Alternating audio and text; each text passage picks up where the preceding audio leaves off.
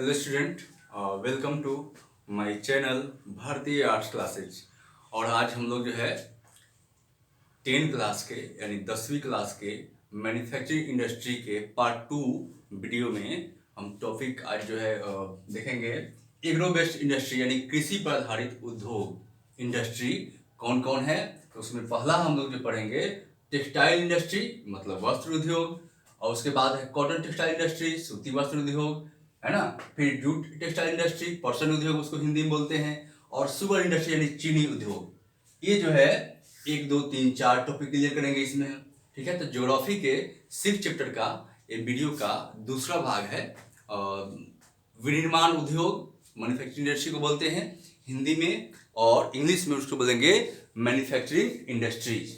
तो agro based industry किसे बोलते हैं? तो कृषि पर आधारित जितने उद्योग होंगे उसको एग्रो बेस्ड इंडस्ट्री यानी कृषि पर आधारित उद्योग के बारे में अभी हम लोग पढ़ रहे हैं। तो इसमें कह रहा है कि अब कौन कौन देखेंगे कौन कौन कृषि पर आधारित है। आप जब कागज उद्योग है यानी पेपर मिल्स, ठीक है। उसके बाद अब हम मसाले वाले जितने भी हो गए हैं, कॉटन ये कपड़ा बनता है, ये सब क्या है कृषि से आधारित। या फिर जितने भी एडिबल ऑयल है खाने वाले जो तेल होते हैं वे सब इसी पर आधारित है कृषि पर। ओके, तो इसमें जो है हम पहले पढ़ते हैं कृषि उद्योग का जो है इंपॉर्टेंस क्या है, महत्व क्या है, इसके बारे में पढ़ेंगे। तो हम देखते हैं कि जो ये इसमें क्या क्या आएगा, जूट भी आ जाएगा, कॉटन भी आ जाएगा, आपको वुलन आ जाएगा, है ना, और एडिबल ऑयल शुगर ये सब भी आ जाएगा, चीनी। तो इसको हम पहले अब जब देखेंगे वो है टेक्सटाइल इंडस्ट्री उद्योग यानी वस्त्र उद्योग। तो वस्त्र में तो सब आते हैं, रेशम भी आते हैं, आपको कॉटन भी आ जाएंगे सब, ठीक है, वुलन भी आ जाएंगे यानी ऊन के। तो ये है, तो ये महत्वपूर्ण क्यों है, महत्व क्या रखता है इसका। तो देखिए इसका कह रहा है कि इंडियन इकोनॉमिक सेक्टर में जो है इसका योगदान जो है लगभग महत्वपूर्ण है। और औद्योगिक क्षेत्र में जो प्रोडक्शन की बात हो उसमें भी इम्पोर्टेंस है। 14% जो है इसका कंट्रीब्यूशन है, और लगभग लाखों लोग को जो है ये आपको जॉब देता है। मतलब 30, और आपको बुक दिखाया जाए तो 35 मिलियन लोग को जो है जॉब देता है, और 14% जो है इंडस्ट्रियल प्रोडक्शन में इसका कंट्रीब्यूशन है, योगदान है। और जीडीपी में यानी सकल घरेलू उत्पाद, जीडीपी समझते ही है, जीडीपी में ये है जीडीपी, है ना।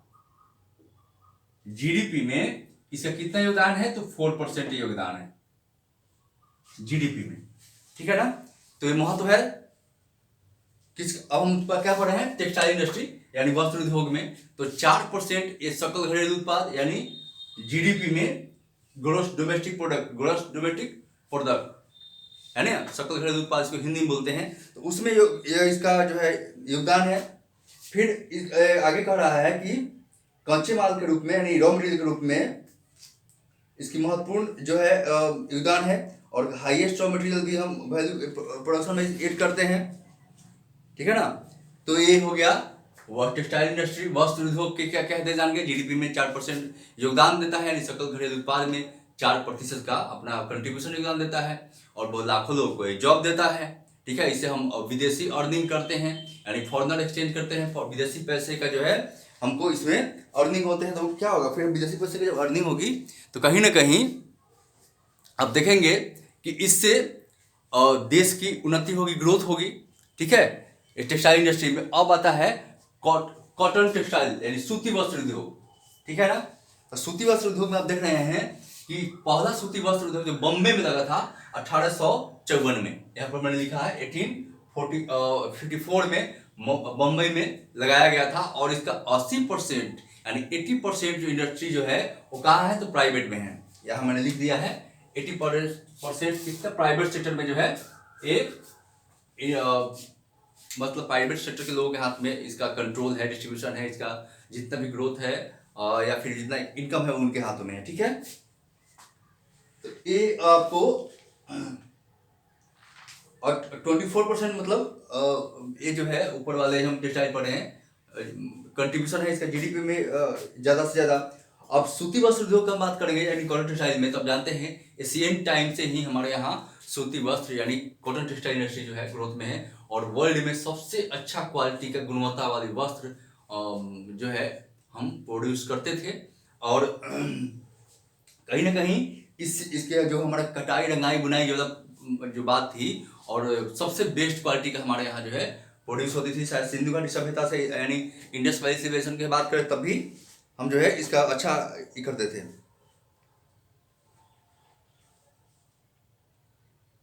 अब जब हम देखते हैं कि ब्रिटिश जो है हमारे यहाँ जब यहाँ पर आए, ब्रिटिश वाले जो हमारे यहाँ आए, तो उनका जब कब्जा हुआ यहाँ पर, तो हम क्या देखते हैं कि हमारे जितने भी हथकरघा उद्योग थे, यानी हाथ से बनने वाले वस्त्र थे, वो रसातल में चले गए, बर्बाद हो गए, डिस्ट्रॉयड हो गए, है ना, उसका उन्मूलन हो गया, है ना, अबलाइश हो गए।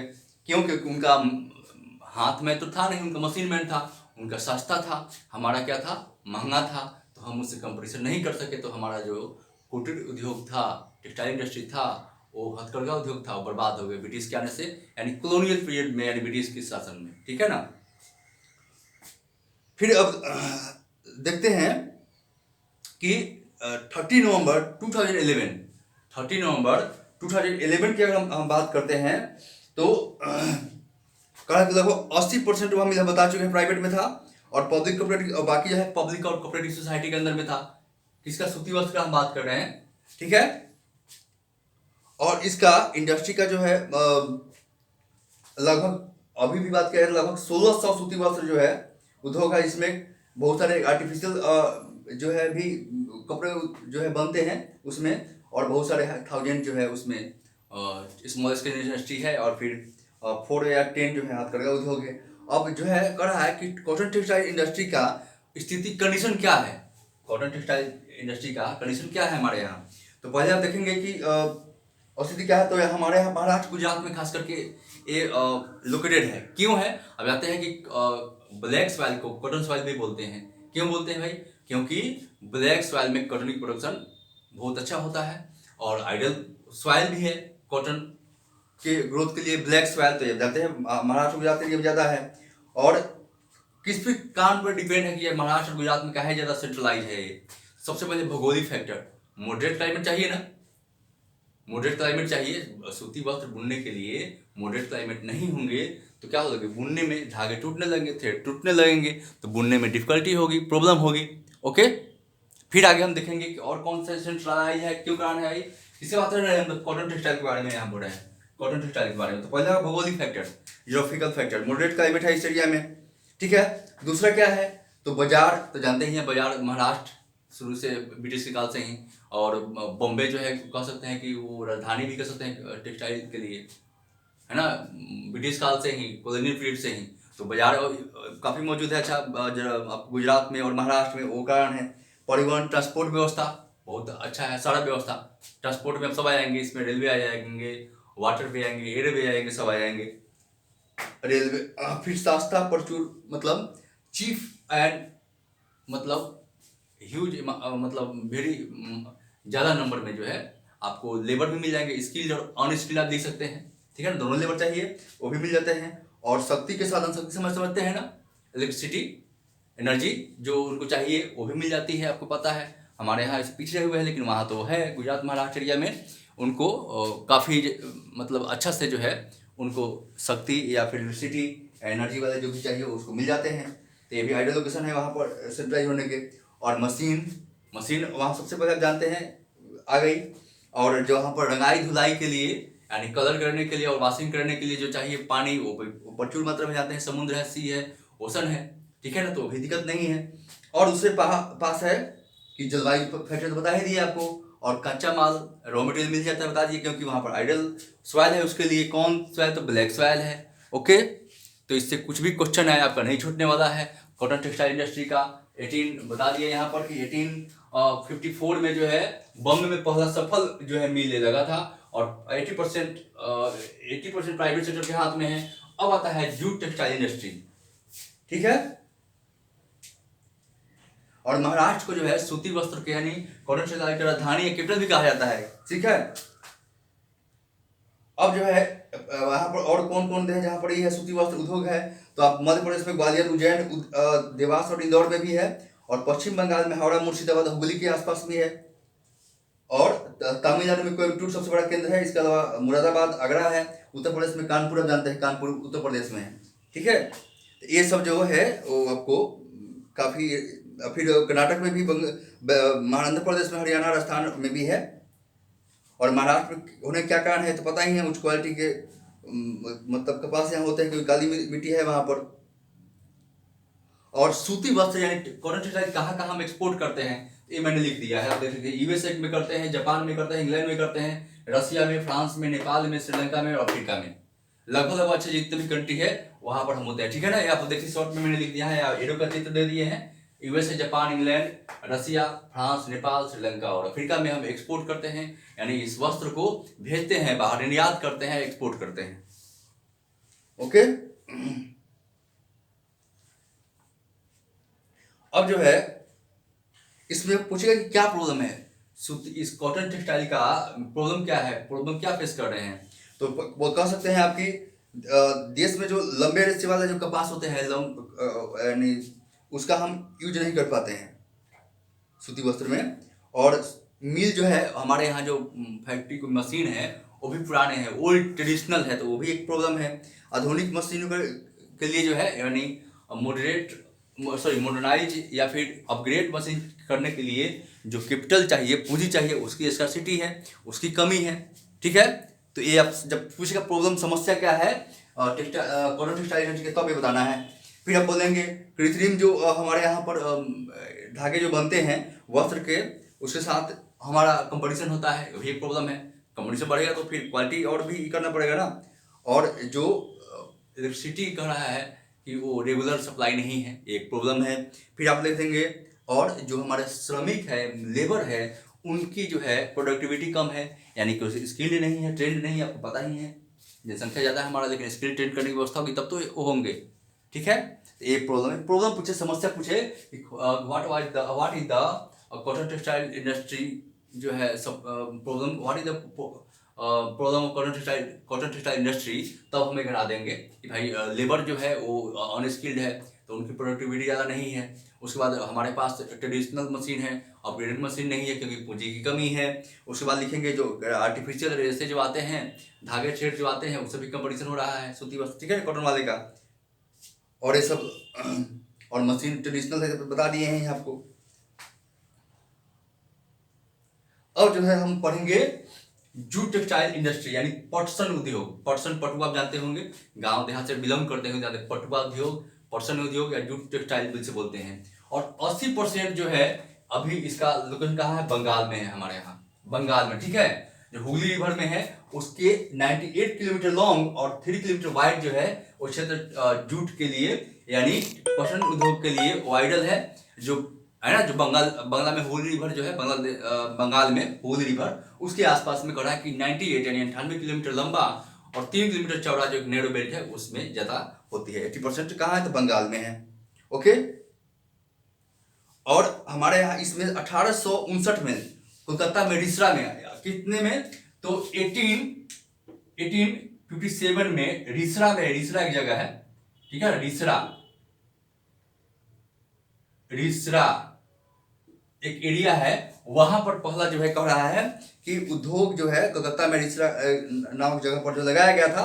और फिर बहुत तेजी से इस बार विकास हुआ इसमें अधिकांश था। और जितने भी 3/4 जो जूट यानी जूट टेक्सटाइल इंडस्ट्री है उसका बेल्ट है वो कहाँ चलेगा, बांग्लादेश में, क्योंकि हम जब बंटवारा हुआ तो पाकिस्तान यानी ईस्टर्न पाकिस्तान हो गया, जो बाद में इंदिरा गांधी के रीजन में 172 में जो बट गया था, अब तब बांग्लादेश बना, लेकिन पाकिस्तान में चला गया था। तो मेरा यानी हमारा जो जूट बेल्ट है, जूट वाला एरिया है, वो चला गया बांग्लादेश, पाकिस्तान के हाथों में, जो लेकिन बंगाल कुछ हिस्सा हमारे पास है, वेस्ट बंगाल, तो वहाँ पर 80% हुगली रिवर के आसपास जो है ये लोकेटेड है। अब इसमें कह रहा है कि भाई कि अब जो भारत में 8 पॉइंट जो है कुछ आपका प्रोडक्शन जो है वो 8.37 मान लीजिए लाख टन प्रोडक्शन जो है वो होता है वस्त्र का, है ना। कब ये 50 के बाद 1950-51 की बात की बता रहा है। और फिर अभी 2000 में कह रहा है कि 15.91 यानी लगभग दुगुना हो गया है, 2 टाइम मोर हो गया है, ठीक है। और पश्चिम बंगाल में जूट मिल अधिकांशतः हो गया है, क्योंकि हुगली नदी किनारे जो है बता दिए कि इसका कितना है नहीं है। और यहाँ पर कह रहा है क्या कारण है, तो भारत का 90% जूट जो है यहीं पर पैदा होता है, यहीं पर मिलता है। और इसके रंगने धोने के लिए यहाँ पर वही सब बताना है, पानी ठीक है, मजदूर स्किल लेबर मिल जाते हैं, आइडियल यहाँ सॉइल है ना, ये सब बताते हैं। जलवायु भी इसके सपोर्टिव है, जलवायु मतलब क्लाइमेट। और पश्चिम बंगाल में जो मतलब आसपास के जो उड़ीसा है, बंगाल है, बिहार असम से जो है इनको सस्ता लेबर मजदूर मिल जाते हैं। ये है कोलकाता बंदरगाह जो है, कोलकाता पोर्ट जो है उसे एक्सपोर्ट इंपोर्ट करने में ईजी होता है, ये हो जाएगा। अब वही फिर भी इसमें भी जोड़ देना है, इलेक्ट्रिसिटी इजी में मिल जाता है ना। यहाँ पर बहुत सारे बैंक है, जानते हैं कि कोलकाता जो है, कोलकाता पहले अब कोलकाता हो गया है, हमारे पहली राजधानी कैपिटल रही थी भारत की, बाद में 1911 में चेंज हुआ है ना, दिल्ली में आ गया। तो इस वजह से बैंक और इंश्योरेंस भी सहायता मिल जाती है। और आंध्र प्रदेश में जूट का जो है कड़ा की 10% वहाँ भी सामान तैयार होता है ना। और फिर उत्तर प्रदेश में गोरखपुर में, कानपुर में पर्सन उद्योग है। और फिर बिहार में पूर्णिया, किशनगंज और दरभंगा। अब पूर्णिया किशनगंज क्या है, तो अब देखिए बंगाल सटा हुआ है, पूर्णिया और किशनगंज बंगाल वाला एरिया, किशनगंज कुछ भाग बंगाल में पड़ गया, बंगाल के सटा हुआ है। वहाँ पर चाय का उत्पादन किशनगंज में होता है, इकलौता जो है वो बिहार का जिला है वहाँ पर। तो दरभंगा, किशनगंज और पूर्णिया में जो है यहाँ पर बिहार में क्षेत्र में होता है, ठीक है। और पर्सन उद्योग का क्या है, तो ये अंतर्राष्ट्रीय व्यापार में इसका भी आर्टिफिशियल आ गया है, पैकेजिंग करने के सामान, तो उसका भी इसका टॉप कंपटीशन इससे हो जाता है। इस प्रॉब्लम है, समस्या है इसकी। उसके बाद फिलीपीन, ब्राजील, बांग्लादेश, मिस्र और थाईलैंड से जो है यहाँ पर प्रोडक्शन होता है, तो उससे भी कंपटीशन करना पड़ता है। दूसरा चीज देखेंगे कि देश के विभाजन के बाद कच्चे माल की कमी के सामना पड़ना पड़ा। जब देश का विभाजन हुआ, डिस्ट्रीब्यूशन हुआ, बंटवारा हुआ, तो रॉ मटेरियल का जो है प्रॉब्लम फेस करना पड़ा किसको, तो भारत को, क्योंकि रॉ मटेरियल कहाँ चला गया, बांग्लादेश वाला एरिया, ठीक है, तो वहां पर कम हो गया। नेक्स्ट में हम देखेंगे कि जूट के जो सामान बनते थे, गुड्स बनते थे, है ना, यानी पर्सन के, उसके बदले अब कृत्रिम आर्टिफिशियल जो लाइनों वगैरह आ गया, उससे होने लगे, तो मांग धीरे धीरे कम हो गई। और हमारी कह रहा है कि वही फिर बता देना है, ट्रेडिशनल मशीन था, वो भी प्रॉब्लम है। समाधान क्या होगा, तब इसके समाधान करने के लिए 2005 में जो है राष्ट्रीय नेशनल पर्सन मतलब जूट पॉलिसी अपनाई गई, जिसे इम्प्रूव किया जाए, इसको उसका गुणवत्ता, क्वालिटी बढ़ाया जाए, पर हेक्टेयर प्रोडक्शन कैसे बढ़ाया जाए, इसका डिमांड बढ़ाया जाए। और कर दिया गया कि अब पैकेजिंग के लिए जितने भी पहले सामान होते थे उसका मैंडेटरी कर गया कि आप पर्सन का ही यूज करना है, क्योंकि जानता है पर्सन जो है यानी टेक्सटाइल, जूट के जितने सामान होते बनते हैं वो क्या है, तो वो जो है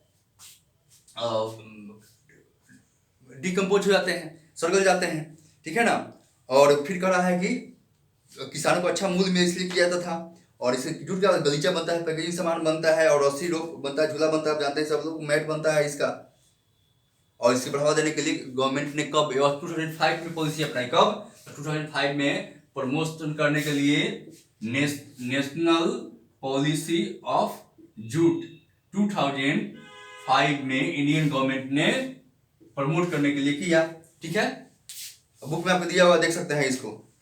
और कौन कौन इसके खरीदार कौन है, एक्सपोर्ट किस करते हैं हम, तो आपको संयुक्त राज्य यूएसए है, कनाडा है, रसिया है, यूए है, यूई और इंग्लैंड, ऑस्ट्रेलिया है, जो हम इसको एक्सपोर्ट करते हैं, उससे बेचते हैं। क्लियर है भी, तो ये टॉपिक आपको जूट टेक्सटाइल भी ये क्लियर हो गया, ठीक है। अब है शुगर इंडस्ट्री, चीनी उद्योग। तो चीनी उद्योग का हम बात करेंगे तो 60% उद्योग जो है मतलब इसका मिल वो बिहार और कहाँ है, तो यूपी में। मैंने यहाँ पर कर दिया है, बिहार और यूपी में 60%। टोटल मिल कितना है इसका इंडस्ट्री, तो 662 टोटल मिल है। कब, 2010-11 के आंकड़े के अनुसार। आपको पता है कि गन्ना उद्योग जो है यानी चीनी उद्योग, वो एक सीजनल उद्योग है, ठीक है, सीजनल उद्योग है, जिसके कारण साल भर तो मिलती नहीं है। और जो पहले बंगाल, बिहार और यूपी का बात करेंगे, 60% इसका मिल है, तो उसमें 60% उसका टोटल तो बंद ही हो चुका है।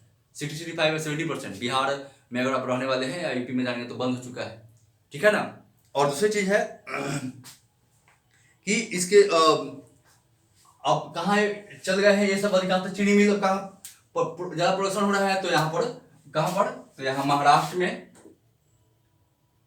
महाराष्ट्र में और गुजरात वाला क्षेत्र में, है ना। और भी साउथ इंडिया वाले चला गया है। अब कहां से, तो अब यूपी बिहार से, अब ठीक है ना, यूपी बिहार से आगे चला, क्योंकि अब वहां पर ज्यादा सुक्रोज वाला वहां पर ज्यादा मिल जाता है, और वहां पर प्रोडक्शन बढ़ रहा है, और इधर जो है आप शिफ्ट हो रहा है मामला, यानी यूपी बिहार से कहाँ, साउथ इंडिया में, यानी नॉर्थ इंडिया से अब साउथ इंडिया में निकल रहे हैं ये। ओके, यानी प्रोडक्शन उधर बढ़ रहा है या मिल भी उधर बढ़ रहे हैं, चीनी के पर हेक्टेयर प्रोडक्शन भी उधर हो रहा है, क्योंकि कह सकते हैं कि वहाँ मॉडरेट क्लाइमेट होता है। मॉडरेट क्लाइमेट होने के कारण क्या होगा, तो लेट भी होगा, डिले भी होगा, तो क्या होगा, ज़्यादा रस सूखेगा नहीं, रस का डिग्रेडिंग नहीं होगा। एक ही कारण था, तो शिफ्ट हुआ कहाँ पर, तो ये शिफ्ट हो गया अब साउथ इंडिया, महाराष्ट्र गुजरात में ज़्यादा चीनी का जो है प्रोडक्शन हो रहा है। यूपी बिहार से मामला खत्म हो रहा है, क्योंकि बहुत सारे चीनी मिल बंद हो गए हैं। ओके, अब इससे पूछा कि समस्या क्या है, तो समस्या कह सकते हैं वही ओल्ड और ट्रेडिशनल मिल थे, और किसानों को फिर गवर्नमेंट पॉलिसी है, किसानों को टाइम पर पेमेंट नहीं हुआ, तो किसान जो है वो क्या हो गए, निराश हो गए, डिसपॉइंटेड हो गए, वो डिसपॉइंटेड हो गए, उदास हो निराश हो गए, खेती नहीं किए। और वही बैलगाड़ी ब्लॉक से पहले पहुंचाने वाला व्यवस्था था, तो जाते जाते वजन कम हो गया, तो कम दाम किसान को मिलेगा, प्रोडक्शन भी कम होगा उसका, है ना। और प्रोडक्ट, अब दूसरा चीज़ हो गया कि अब हम चीनी के कंजप्शन में और भी बहुत सारे देश हैं, ब्राज़ील है ना, ब्राज़ील भी है चीनी उपजाने में। ब्राज़ील के अलावा अमेरिका में होता है, अफ्रीका में भी होते हैं, बहुत सारे ऐसे अफ्रीका के देश हैं। तो ये चीनी मिल का हो गया कि 80%, 60% यूपी बिहार में था जो बहुत सारे बंद हो चुके हैं, उसके 60% का फिर अब टोटल कितना है, तो 662 है, 2010-11 के अकॉर्डिंग है चीनी मिल। और सीजनल उद्योग है, पूरे साल भर तो मिलते नहीं है, साल भर तो होने में भी कल्टीवेशन में भी हो जाते हैं। गन्ना के किसान बहुत सारी बीमारी, इसमें लाल लाल देखते हो गन्ना हो जाता है, उससे भी परेशान रहते हैं। तो ये गन्ना शुगर इंडस्ट्री जो है, ये भी मामला खत्म हो गया आपका, ठीक है। और हम इसको कह देंगे पेमेंट नहीं हुआ तो किसान छोड़ दिए। फिर ट्रांसपोर्टिंग व्यवस्था ट्रेडिशनल था, ब्लॉक का वगैरह, अब तो खैर चेंज हो चुका है। तो अब महाराष्ट्र और गुजरात बेल्ट में हो गया है, मॉडरेट क्लाइमेट होने के कारण वहाँ ज़्यादा ईजी हो सकता है प्रोडक्शन बोलना। तो शुगर इंडस्ट्री यहीं पर हो गया, शुगर इंडस्ट्री विशेष कुछ नहीं है। चीनी का डिमांड पूरे विदेश में ही है, आपको पता ही है। तो ये आपका 10 क्लास का सेकेंड पार्ट था मैन्युफैक्चरिंग इंडस्ट्री का। मैंने फास्ट बोला है, अगर नहीं समझ में आए तो बार बार रिपीट कर लीजिएगा, स्टॉप कर लीजिएगा वीडियो, लिखिएगा, और फिर मिलते हैं नेक्स्ट जो है वीडियो के साथ में। आगे इससे हम उलेन का जो है, उलेन से शुरू करेंगे, ऊनी वस्त्र से। इसका जब कोशिश करेंगे थर्ड जो है पार्ट में ही इसको ख़त्म कर देने का, लेकिन थर्ड में से थोड़ा नहीं, फोर्थ में ही सारी खत्म हो गए मैन्युफैक्चरिंग इंडस्ट्री का। नेक्स्ट जो है हम मिलते हैं। थैंक यू, धन्यवाद, बाय।